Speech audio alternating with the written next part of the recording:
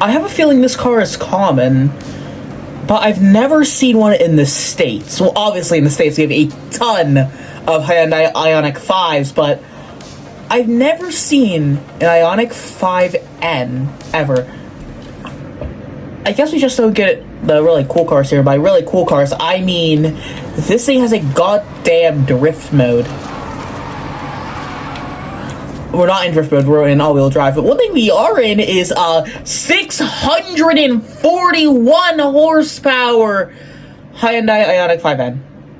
This thing is actually tiny in person, but it weighs a lot. 4,800 pounds. Jeez.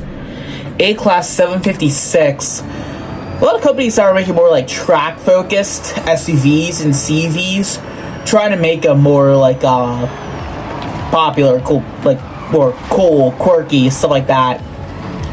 I guess Dodge kind of started it with the Trackhawk. Actually, no. Hold on, come on my foot. Like, there's some stuff on my floor or something. I don't really know, but it just hurts.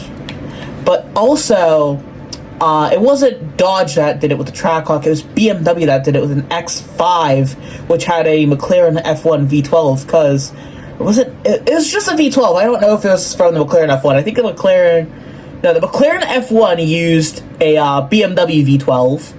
The Paganis, they use AMG V12s. Anyways, we're gonna get right into the. Oh no. 1900 horsepower. Actually, wait, I just want to see how much could the base motor get? It can get 833 horsepower. Not that bad. But add 1,893 horsepower. Jeez. And basic Forza Aero. Come on, you have done the coolest thing here. The EVs, at least the Kia EV6, had some visual customization, but this, I mean, I can't argue. It does actually look pretty cool. Also, I do like the stock wheels too, so we're gonna keep them. Or do we have like any? Actually, wait, there are those BBSs. Where are they? The BBS. They're like these BBS turbofans, RS turbofans.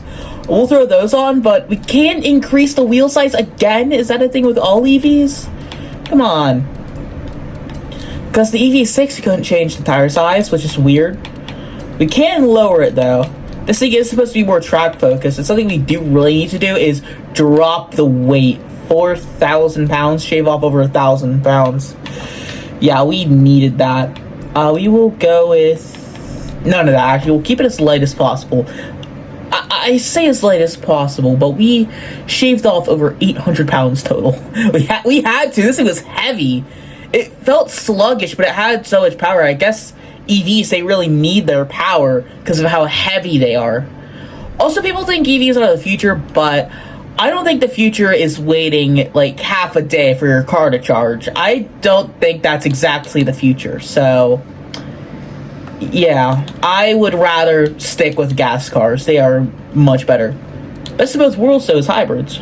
Like the 918 Spider, or Porsche 918 McLaren P1, Porsche again with the new Panameras. They have the hybrid Turismos, the 4Ss, stuff like that. I actually really like those. They are really nice. I'd love to have a Panamera Sport Turismo, actually. I love them. Now, we get to paint. One color. Phenomenal. Okay. Also, there's not a secondary color. I thought we would have a secondary color for, like, the red bits and stuff on the front. Obviously, the trim in the rear. Actually, what happened? Does all that disappear if we choose a different color? It does not. Interesting. Okay. Maybe we could do something with that. Also, we are going to go with carbon mirrors. Yeah. Carbon mirrors look really cool. What about the wing? Wing is way too big for carbon fiber. Now with the wheels, we will go carbon fiber on those. But we do need to change the color of that stuff. So we can go white there. Do that. But we definitely want to do like the actual spokes in white. 3, I want to say changes the spokes behind it. Yeah. Then we have an inner barrel. We'll go white on that. And then for the outer lip, We need the outer lip in white too, I'd say. Yeah, that looks a lot better. And then, can we paint the trim? Well, let's look at some other liveries people have made, and let's see if we can actually paint the trim, because if we do, I'm gonna paint it white.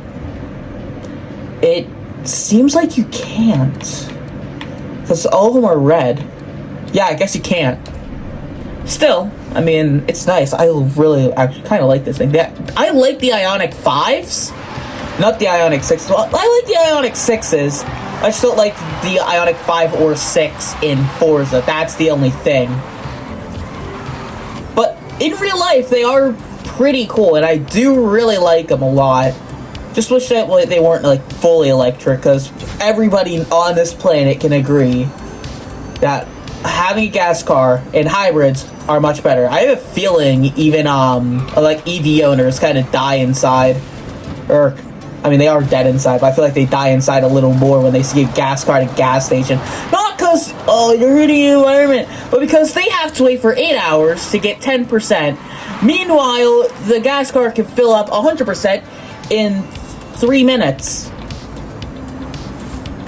Yeah, I'm pretty sure it's safe to say EVs are not the future. Don't worry, car guys. We have plenty of time.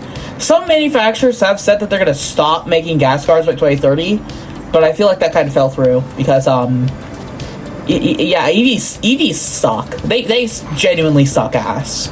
And yeah, I'm kind of just saying that because I'm a big car guy, but still.